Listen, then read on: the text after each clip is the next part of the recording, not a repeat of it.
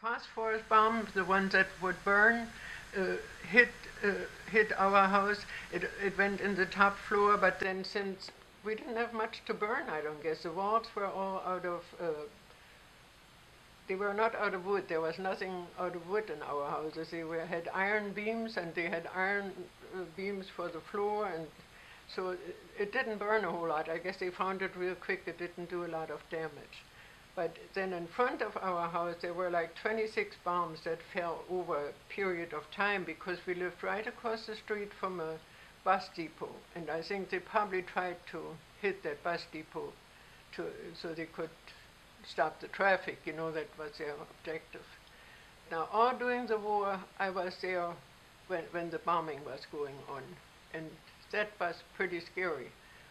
When we sat in the basement lots of times and we would see uh, stuff fall off the ceiling and the house would shake and we would hear the bombs and everything and when they were hitting, and it was pretty scary then. We didn't know if we would get out again or not, or if that was our last day of life.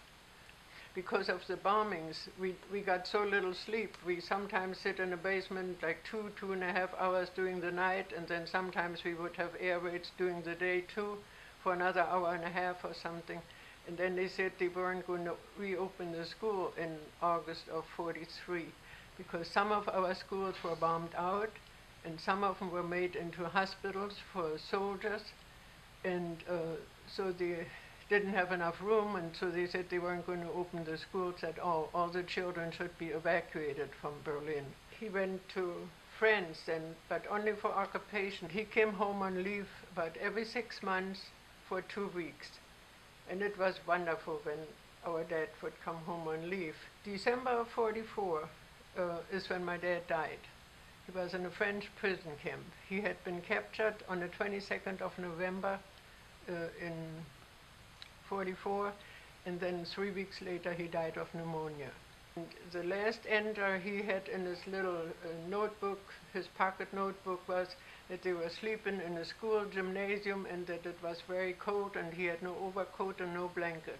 My mother would depend on me so much. She would ask me things that I had no idea what I should answer her or something, but she had nobody else to turn to, I guess. During Hitler's time, a young girl had to work 1 year either with a family with 3 children or more or on a farm. And so we knew a farm lady that asked my mother if I could come to work there. She had a little 1-year-old boy and she said she didn't have enough time to care for him.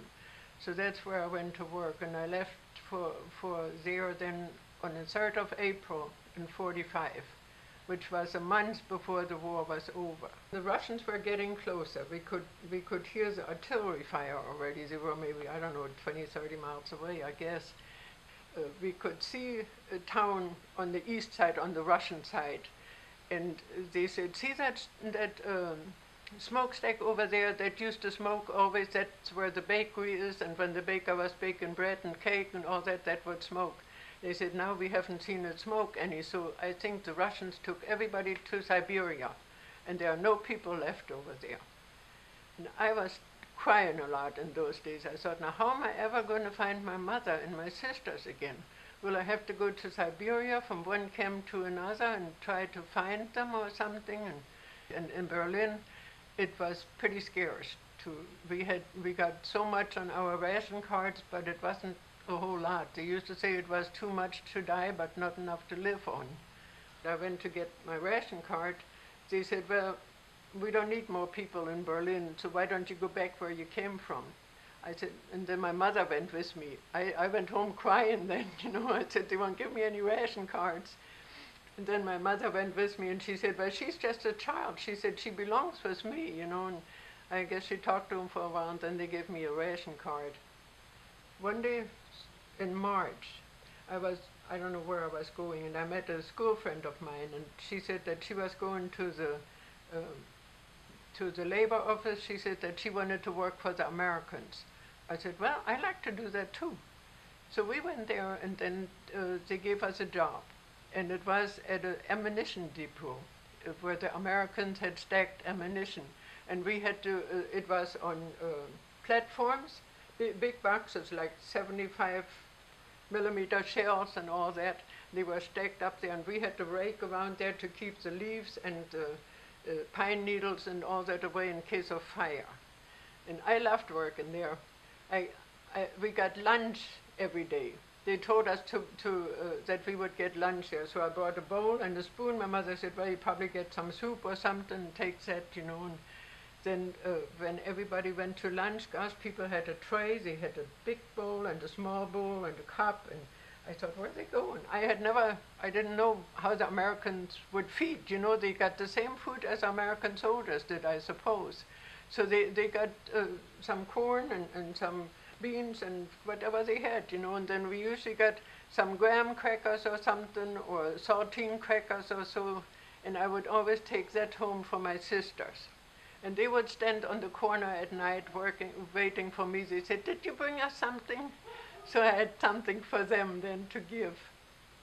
In the newsreel, when we saw the prisoners standing by the fence there in their striped suits, you know, and then the Americans came, and how terrible those people looked, you know, just all skinny and everything. And then when they told us that they had killed millions of them, you know. I know people over here, they asked me several times or before, they said, how come that the Germans didn't keep their guns? I said, well, they were afraid. But then before the war, average people didn't have guns over there.